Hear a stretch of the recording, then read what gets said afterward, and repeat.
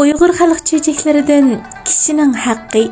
İkinci qism. Sodigar heliq altın çekilgan potini şaxta unutup qalgandan keyin bir yağatçı bala jabdoqlarini ko'tarib heliq daraxtga kelib aram ilishga o'tiribdi. U beshini qirq qo'yib osmon qarab yotgankan ko'zi daraxt shexida iliqliq turgan potiga tushibdi. O'rnidan asta turib potini qo'liga oldi-da, uni yeshiga odamning ko'zlarini chaqnatib turadigan sapsiriq oltinlar chiqqudek. Yog'ochchi bola tuyuqsiz kelgan bu omaddan olamcha xushalliq cho'mib yurib ketibdi.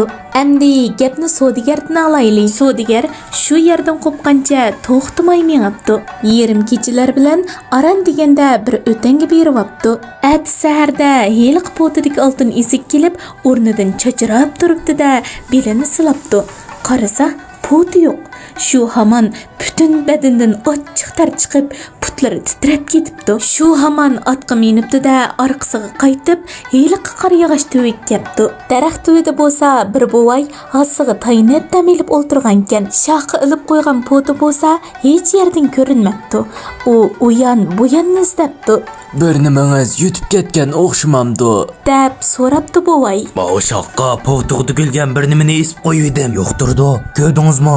deb so'rabdi Sodigar. Ko'midim.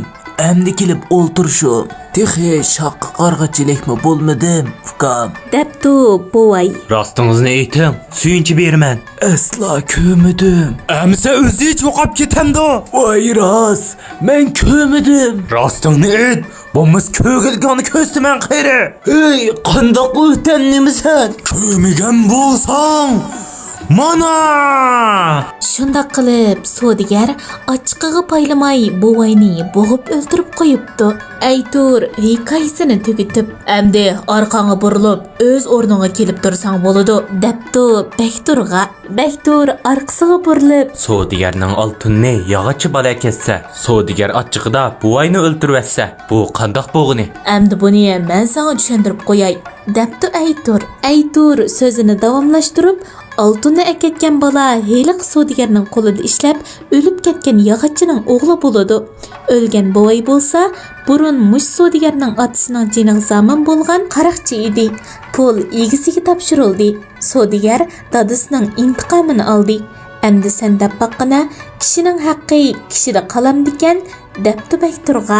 Bektur qayil bo'lib beshini ling'ishib, kishining haqqi zodimi kishida qolmaydi ekan. O'xshash bo'lmagan yo'llar bilan aman to'lindigan, debdi Bektur. Hamda hikoyami tugabdi. Ajrimiz uchun bir talaqsiz yurkingizni besib qo'yishingizni umid qilamiz. Kelarki sanda texam mazmunliq bo'lgan chechaklarni huzuringizga sunamiz. Xayr xo'sh.